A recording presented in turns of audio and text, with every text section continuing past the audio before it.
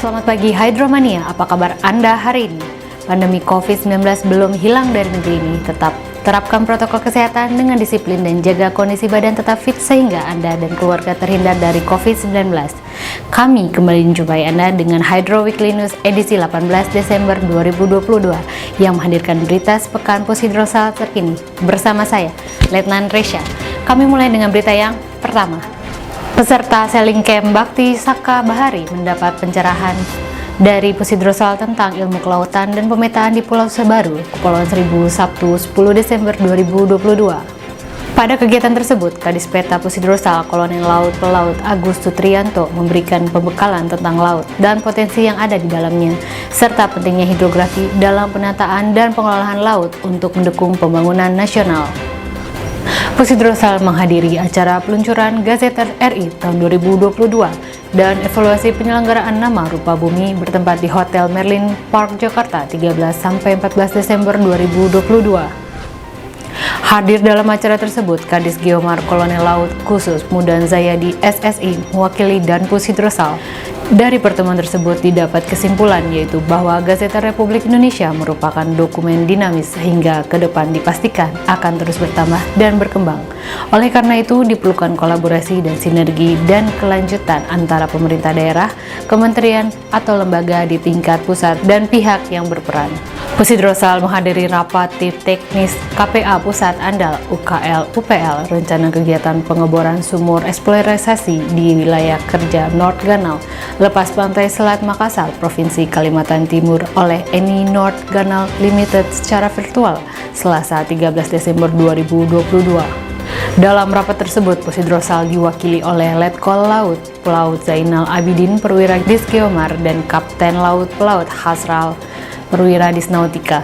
Pusidrosal menyampaikan bahwa dalam rencana pengeboran tersebut, pihak Pemerkasa untuk ruang perairan belum disinggung penggunaan peta laut Indonesia. Pusidrosal menyarankan untuk pihak Pemerkasa menggunakan PLI terupdate dan publikasi nautis lainnya agar digunakan sebagai referensi dalam kegiatan tersebut. Komandan Pusidrosal memberikan pembekalan peserta pendidikan surveyor hidrografi Ket B di Snaf Kemenhub di Mako Pusidrosal Rabu 14 Desember 2022. Dalam pembekalan tersebut, dan Pusidrosal antara lain menyampaikan bahwa kerjasama antara Pusidrosal dan Ditjen Hublak Kemenhub adalah suatu keniscayaan. Hal ini disebabkan tugas Pusidrosal dan Ditjen Hublak mempunyai ketertarikan yang erat dalam upaya menjamin keselamatan pelayaran di laut. Pusidrosal menghadiri FGD, Rencana Penetapan Alur Pelayaran Masuk Pelabuhan Celukan Bawang Kabupaten Buleleng Provinsi Bali yang diselenggarakan di Band Rock Hotel Kuta Bali, Rabu 14 Desember 2022. Pada FGD tersebut, Letkol Laut Pelaut Doni Agis Perwira, staf Disnautika, yang hadir sebagai salah satu narasumber mewakili dan Pusidrosal menyampaikan bahwa terkait manfaat pentingnya penggambaran alur masuk Pelabuhan Celukan Bawang ke dalam peta pelaut Indonesia serta tanggapan hasil survei secara global. Pusidrosal menghadiri pertemuan ilmiah tahunan ke-18 dari pengurus Ikatan Sarjana Oceanologi Indonesia. Dilaksanakan secara virtual di Universitas Papua 14-15 Desember 2022. Dalam pertemuan tersebut, Pusidrosal diwakili oleh Kadis Osemet Kolonel Laut Khusus Nawanto Budi Sukoco. Topik bahasan pertemuan tersebut meliputi bidang oceanografi, marine technology, marine pollution, biodiversity and marine conservation, blue economy, vulnerable of small island, and climate change. Dan Pusidrosal mengikuti olahraga bersama Kepala Staf Angkatan Laut Laksamana TNI Yudo Margono bertempat di lapangan Trisula, Markas Besar TNI AL Cilangkap, Jakarta Timur pada Kamis 15 Desember 2022.